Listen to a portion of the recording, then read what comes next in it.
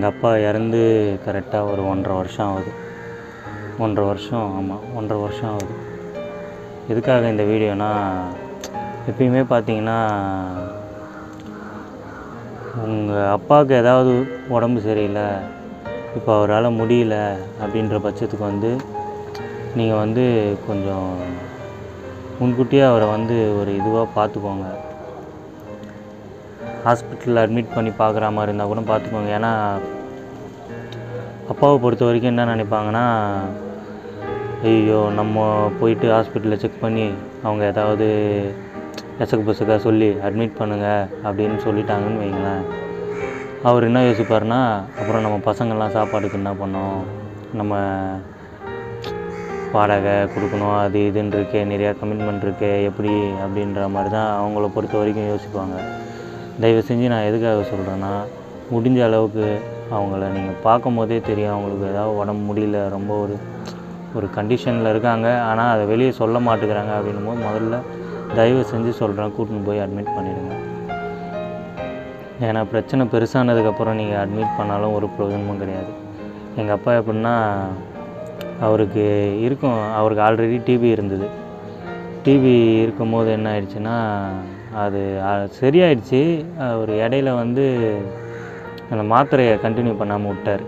சரியாயிடுச்சு, இதுக்கு மேலே எதுக்கு மாத்திரை அப்படின்ற மாதிரி விட்டுட்டார். அது என்ன ஆயிடுச்சு, கொஞ்சம் கொஞ்சமாக உடலில் இருக்கிற எல்லாத்தையும் அரிக்க ஆரம்பிச்சிச்சு, நுரையீரல் எல்லாமே. அவர் போக தான் ரொம்ப இருமல், மூச்சு வாங்க ஆரம்பிச்சிச்சு, ரொம்ப இருமல் வந்தது. ஆனால் அவர் எங்ககிட்ட சொல்லலை. அவர் இரும்பினாலோ, அவர் இரும்பி எச்சத்து போகும்போது அது கொஞ்சம் பிளட்டாக தான் வந்திருக்கு. அவர் பார்த்துட்டு சொல்லலை. அவர் அப்படியே விட்டுட்டு அவர் நம்ம ஏதாவது கேட்டால் கூட அதெல்லாம் ஒன்றும் இல்லை, அதெல்லாம் பார்த்துக்கலாம், இல்லை ஹாஸ்பிட்டல் போய் பார்க்கலாம், ஹாஸ்பிட்டல் போனால் அது இதுன்னு வானுங்க, அப்புறம் அட்மிட் பண்ணுவாங்க, அப்படி இப்படின்னே சொல்லிவிட்டு இது பண்ணிக்கிட்டே இருந்தார். ஒரு கட்டத்துக்கு மேலே அவரால் முடியல. சரி, ஸ்கேன் எடுத்து பார்க்க சொன்னானுங்க. டிபி ஹாஸ்பிட்டலில் ஸ்கேன் எடுத்து பாருங்கள் அப்படின்னோடனே ஸ்கேன் எடுத்து பார்த்ததில் தான் தெரியுது அவருக்கு 2 நுரையீரலும் போயிடுச்சு அப்படின்னு டாக்டர் சொன்னாங்க.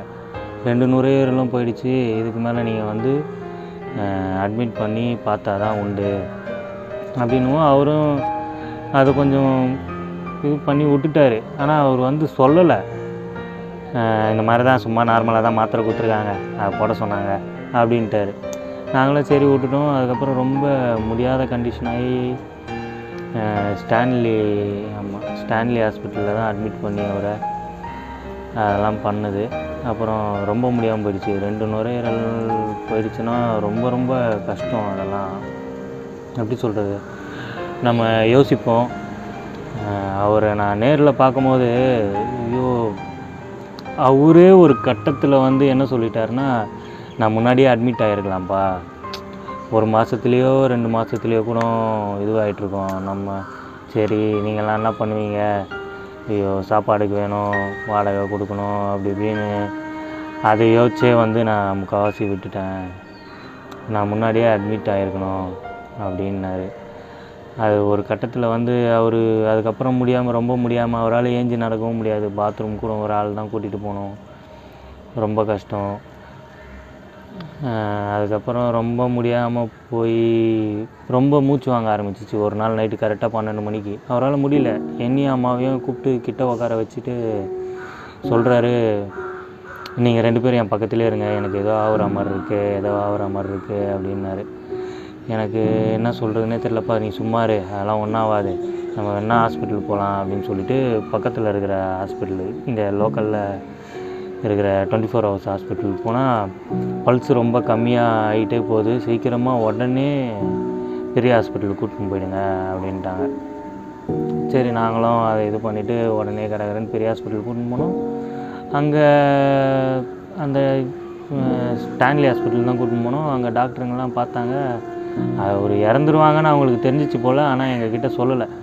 நாங்கள் எப்போ கூப்பிட்றோமோ, ஏன்னா திடீர்னு கவர்மெண்ட் ஹாஸ்பிட்டலை பொறுத்த வரைக்கும், அப்பா இருப்பா, எல்லாரையும் பார்த்துட்ருக்கோம், இருப்பா அப்படின்னு தான் சொல்லுவாங்க. அன்றைக்கின்னு பார்த்து என்னன்னு தெரில, நாங்கள் போய் கூப்பிடலாம் டாக்டர் மூஞ்ச சொல்லிக்காமல் பார்த்துட்டு போனாங்க. எனக்கு அப்பயே ஒரு மாதிரி லைட்டாக டவுட் ஆச்சு.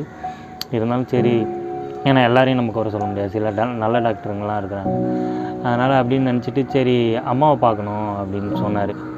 சரி இருப்பா நான் கூட்டிகிட்டு வரேன் அப்படின்னு போயிட்டு, என் தங்கச்சி வீட்டுக்காரர் தான் எங்கள் அப்பாவோட இருந்தார். சரிப்பா இருப்பா நான் கூட்டிகிட்டு வரேன் அப்படின்னு சொல்லிட்டு போயிட்டு கூட்டிகிட்டு வரத்துக்காக போனேன். கூட்டிகிட்டு பாதி வழியில் வரும்போது திடீர்னு ஃபோன் வருது, எடுத்து பார்த்தா அப்பா இறந்துட்டார்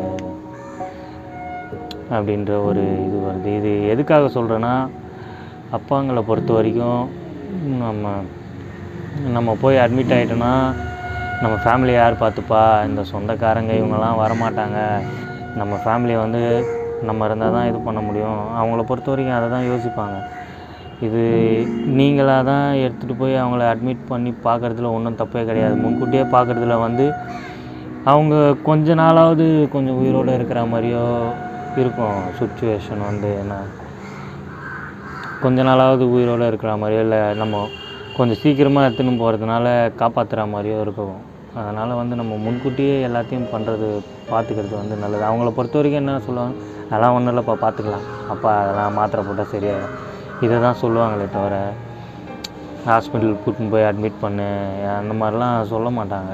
நம்மளாக தான் அதை இது பண்ணி நம்மளாம் முன்கூட்டியே இது பண்ணி பார்த்துறது ரொம்ப ரொம்ப நல்லது.